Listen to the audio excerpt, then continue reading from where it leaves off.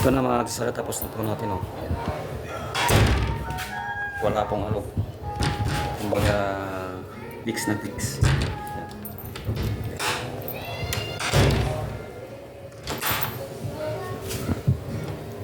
Sobrang smooth yan, smooth.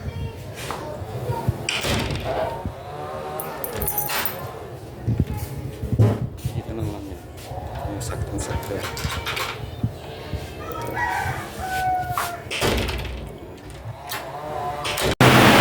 Hello, what's up guys?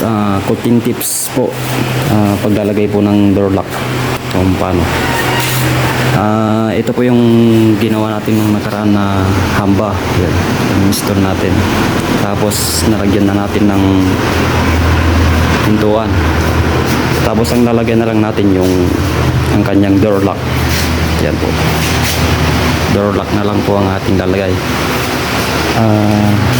Konting tips din po yung sa paano maglagay ng door lock. Ito nga pala yung door lock. Bale, nagbili po ng 700 po to. Itong door lock. Yan. Ito yung simple lang po yung kanyang door lock. Ito po. Share ko sa inyo kung paano po, kung ano ang tamang sukat ng pagbubutas nitong kanyang door lock. I-share ko sa inyo kung ano yung tamang sukat ng pinagbutas nito. Kasi pag di mo na po tamang butas yung door lock, lalagpas po yung kanyang lock. Dapat nasasakto talaga yung sukat nito, kanyang door lock. Ito po yung ating susukatin. Skulaan muna natin. Yan.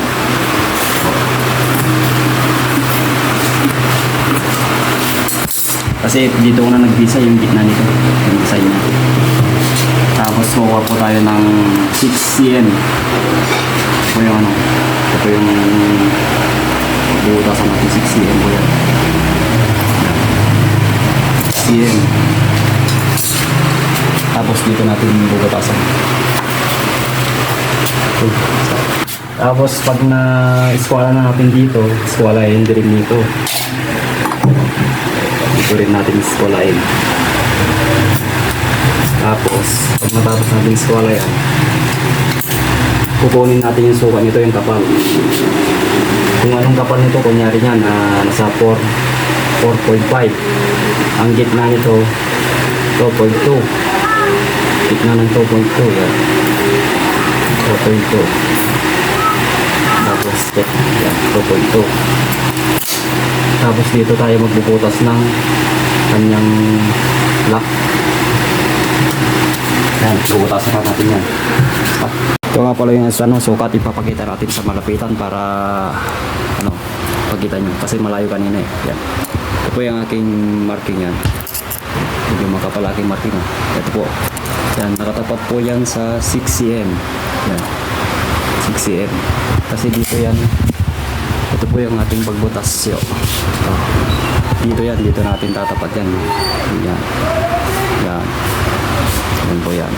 Tapos dito naman yung kapal nito, kinuha natin. Tapos yung gitna niya di ba yung kapal nito 4.5. Tapos ang gitna niya 2.2. Yan. Guys po yan. 2.2. Nilagyan ko na ng lapis yung meter para makita nyo yan. Tapos dito yan, parehas ko yan. Yan po, yan. Ito po yung butasan na natin. Dapat importante kasi ito na alam nyo yung sukat nito, 6 cm, para sakto yung lock nya, para hindi lumagpas o kaya mabitin. Standard po yun, yung sukat na nun ay 6 cm. Ito po, butasan na natin.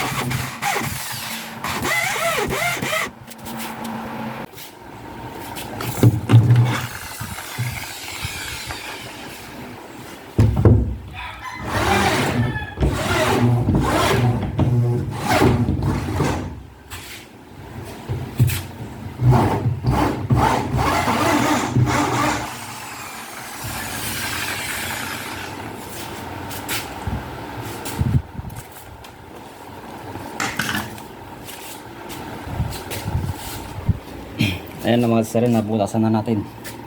Yan. Importante rin yung dapat yung barena mo ano, diretso lang. Para hindi tabingi. So, kung kitang-kita nyo, diretso po yung aging pinagbarena. Para hindi po tabingi pag ano. Ilagay natin yung door lock. Tapos ang sunod naman natin bubutasan ito. Pagpahingan na lang natin muna yung ano, yung ating barena kasi mainit na eh. Yan.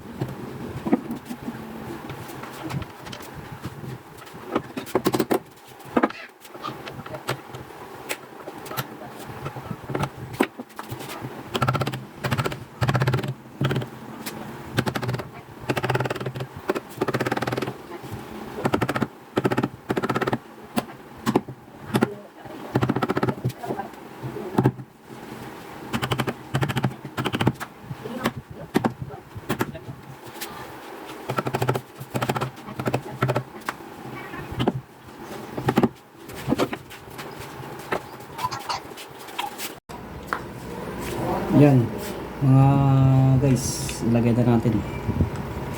Ito nga pala yung ating lalagay. Di bale ang matatanggal ito. Ito. Bale meron siyang pin. Tutusukin lang natin dito sa may butas yan. Makikita yung butas yan. Suki lang ng ganun. Tapos, palingkot ko rin natin.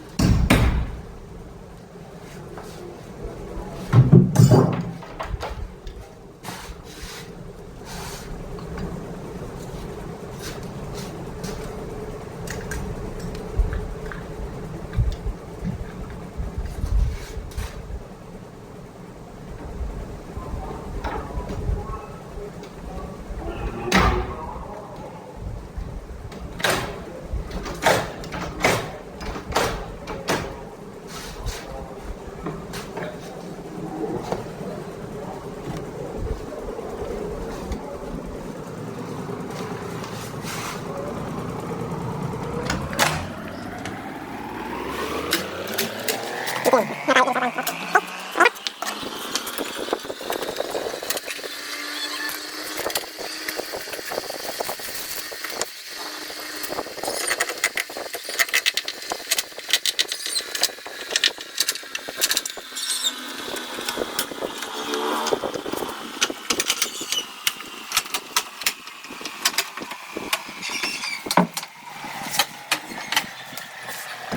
natin natin itong ano.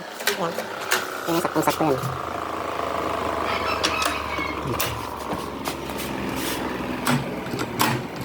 Ito naman ang bubutasan natin. Sara lang natin na ganyan para magbakat. Para magbakat yung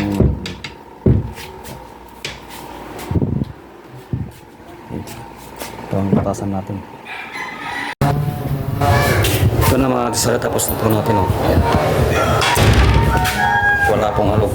Wow! Kumbaga fix na fix. Ayan.